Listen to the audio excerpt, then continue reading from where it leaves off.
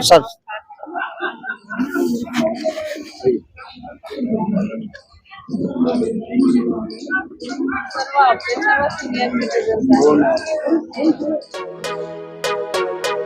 कहना चाहता हूँ ताई हमारी संसद में पिछली बार संसद के सबसे यंगेस्ट सदस्य थी और उनको संसद में पार्लियामेंट में बहुत बड़ा पुरस्कार भी मिला है। उनके योगदान की वजह से, उनके वहाँ की जो चर्चा उन्होंने करवाई उसकी वजह से हमारा मुद्दा उन्होंने कई बार उठाया है। हमारे साथ वो है, पहले से है, आज भी है। और मैं ताई आपको ये भी बताना चाहता हूँ, जैसे आपका बीजेपी का होने के बावजूद आप हमारे साथ हैं, मैं ये कहता हूँ ये सब बीजेपी के मोदी जी के ही लोग हैं और मोदी जी स्वयं हमारे साथ हैं। प्रॉब्लम क्या है, मालिक देने को तैयार है, मुनीम जी नखरे कर रहा है, ब्यूरोक्रेसी प्रॉब्लम खड़ी कर रही है। तो इसमें आप हल निकालिए। और मैं तो ये कहता हूँ कि आदरणीय प्रधानमंत्री जी हमारे साथ है, हमारा काम होगा, ये मोदी जी की गारंटी है, तो पक्का पूरी होगी। और इसलिए हम आपके जो आपने विनती की है पेंशन वापस लेने की, उस पर हम जरूर विचार करेंगे और सब मिलके डिसाइड करके आपके पास में वैसे संदेश भी आज जो है आपके आशीर्वाद से, हमारे जो भाई है इनके आशीर्वाद से, उनके प्रताप से और आप सभी के आशीर्वाद से 250 एमपीज के पत्र हमारे पास में है। लेकिन हमारी सबसे बड़ी समस्या ये है कि जब हम बीजेपी के एमपीज के पास में जाते हैं तो कहते हैं आप तो मोदी जी से मिलके आए, मोदी जी की आपकी बात जो है उन्हें पता है, आप बिल्कुल चिंता मत कीजिए, आपका काम होगा। लेकिन जो है हमारी आवाज जो है कहीं दब जाती है, वो मोदी जी तक दोबारा पहुंचती ही नहीं, ये एक समस्या है। और दूसरी समस्या ये, इसलिए हम आपसे प्रार्थना करते हैं कि आप जो बीजेपी के जितने सांसद एक ग्रुप बनाइए और जो विपक्ष में बैठे हुए लोग हैं, इस विषय के ऊपर सब लोग आपको सहयोग करने के लिए तैयार हैं। नंबर 1। 2 बातें और आपके श्री चरणों में कहना चाहेंगे कि सबसे बड़ी अड़चन इसमें जो ढाल है वो है ईपीएफओ। जब भी प्रश्न आता है तो ये होता है कि भाई पैसा है कि नहीं है, तो ईपीएफओ कहता है कि 1000 रुपए की पेंशन देने के लिए हम सरकार से 1000 करोड़ रुपए हर साल ले रहे हैं, तो हमारे पास पैसे ही नहीं है। लेकिन वास्तविकता है जो कमांडर साहब ने कहा है कि 7.8 लाख करोड़ रुपए का फंड इनके पास में है, उसी से पेंशन दी जा सकती है। तो जब तक ये ढाल टूटेगी नहीं, आप उनसे कहिए कि भाई आपके पास में इतना बड़ा कॉर्पस है, इतना बड़ा पैसा है, 1000 के चक्कर में ये गुमराह कर रहे हैं हमें, एक बात। और दूसरी बात यह है कि ईपीएफओ श्रम मंत्रालय को गुमराह कर रहा है। आप कहेंगे कैसे? हेमा जी को श्रम मंत्री जी ने एक डीओ लिखा हुआ है, उसमें लिखा कि 2018 में आपका पेंशन वृद्धि का प्रस्ताव फाइनेंस मिनिस्ट्री में चला गया है। बाद में फिर कहा उन्होंने कहा कि 9 सितंबर 2020 को हमने और एक दूसरा प्रस्ताव भेजा है। बाद में फिर कहा कि आज हम रिमाइंडर दे रहे हैं।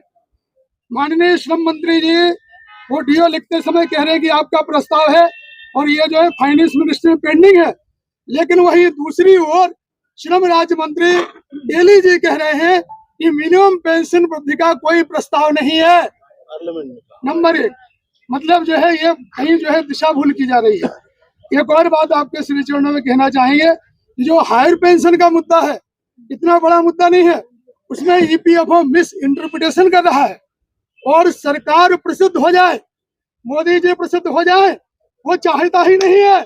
वहाँ नक्सलाइट अधिकारी बैठे हुए हैं, वो चाहते हैं कि सरकार को हम जो है उनको इस बात का क्रेडिट मिल जाए और वो मोदी जी की प्रतिमा को नुकसान पहुंचाना चाहते हैं।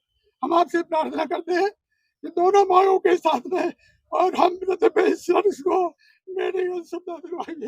हम मैडम बहुत दुखी है, ये इनकी वेदना है जो हमारे हृदय में आपके सामने व्यक्त कर रहे हैं। आप करवाइए, मातृशक्ति है।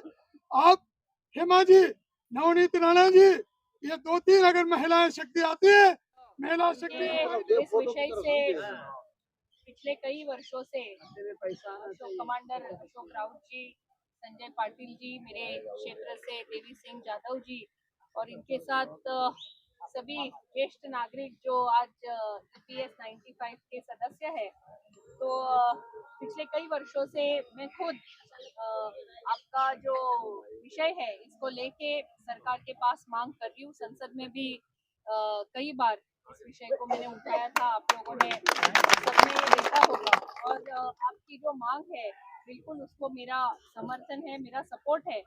और मैं जब भी अशोक राउत जी और इनके साथ संजय पाटिल जी, जाधव जी जो भी मेरे पास आए हैं, सबको मैंने हमेशा यही कहा है कि निश्चित रूप से आपका ये जो पैसा आपने पूरा जो आपका सर्विस का जो पीरियड था, इसमें पेंशन के लिए जो एक ईपीएफओ को आप जमा करते थे, वो निश्चित रूप से आज आपको जो आपकी मांग है वो हिसाब से मिलना चाहिए।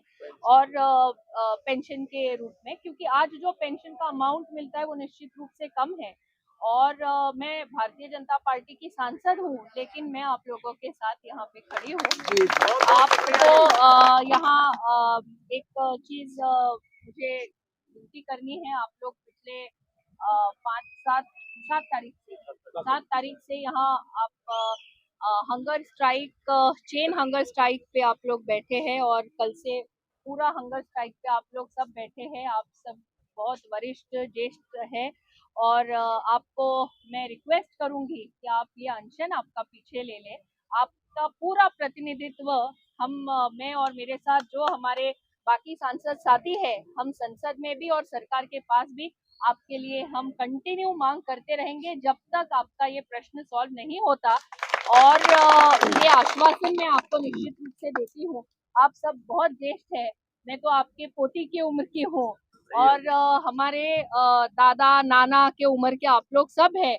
तो मुझे भी बहुत दुख हो रहा है कि आपको यहाँ अनशन करना पड़ रहा है, लेकिन आपको एक बात से मैं बिल्कुल निश्चिंत करना चाहूंगी कि आपके जो भी विषय है ये मैं संसद में और हमारे प्रधानमंत्री जी आदरणीय नरेंद्र मोदी जी, इनको मैं पहुंचाऊंगी और ये सवाल अपना प्रॉब्लम जल्द से जल्द सॉल्व हो, आपका जो डिमांड हो वो जल्द से जल्द पूरा हो, इसके लिए निश्चित रूप से मैं प्रयास करूंगी। मेरे साथ बाकी भी मेरे जो सांसद साथी है उन्हें भी हम ये रिक्वेस्ट करेंगे, क्योंकि ये विषय जो है ये केवल मेरे क्षेत्र का या महाराष्ट्र का नहीं, ये पूरे देश भर के हमारे जो सीनियर है, आप सब जो सीनियर है आपसे जुड़ा हुआ है। और इस उम्र में आपको अगर यहाँ पे अनशन करना पड़े या आंदोलन करना पड़े तो मुझे लगता है ये ठीक नहीं। और मैं आप लोगों का जो भी कहना है वो निश्चित रूप से सरकार तक पहुंचाऊंगी। आप सबसे मैं हाथ जोड़ के विनती करती हूँ कि आपका हंगर स्ट्राइक आप पीछे ले लें। आपका जो भी डिमांड है